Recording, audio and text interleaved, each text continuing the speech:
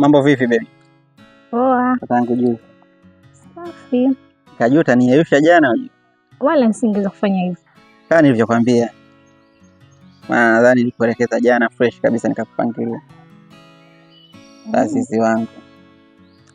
Sawa, haina shida. Basi kama vipi tuelekee guest. Hey!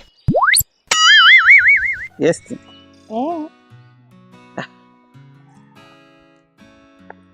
Bwana mimi sina hela ya kulipa guest. Sasa unajijua ila guest una hapa umeniita nifanye nini? Unajua nini? Hapa kuna vichaka, kuna kichoro kesho. Allah! Kidogo tu. Sitachukua muda. Sikiliza nikwambie. Kama hela ya guest una, acha niondoke nyumbani. Mama msinifanyie hivyo mama. Unajua kuna mambo fulani nimeyafanya lakini yamenikosi kwa pesa zote nimeelekezea pale. Sasa mimi nikienda huko mimi napata nini? Nadhani nikitoka hapa kuna mchongo naenda kuchezesha hapo kati hapo. Then nitakachokipata chochote kile tutagawana. Mimi kwenye hela ni mtata sana. Ninakuomba usizinguane. Ukinizingua mimi nitakuzingua upo. Haina noma. Haina noma.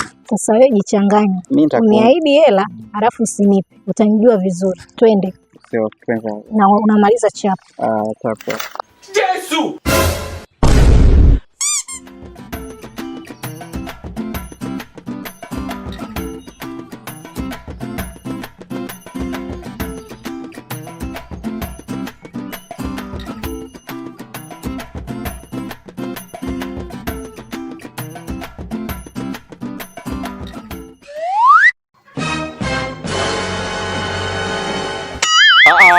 Kuba baki hadi kwa majumba mabovu paka kabinti jamani. Ndio maana najiuliza kwani ndio babu kila siku analalamika nyumba yake haishi, nyumba yake kila akijitahidi akijikusanya kununua bati siji madirisha lakini bado yashindikana. Kumbe huko ndani kuna watu wanafanya ujinga na uzinzi kabisa ndani yake. Alafu isitoshe mwezi wa Ramadhani. Kwa umeona haja kufungulia kwenye majumba mabovu. Tokeni bwana, tokeni. Toka bwana. Ondoka na wewe bwana. Allah. Mjomba wangu mimi namjua. Niliwakuta hapa na bastola adui yule.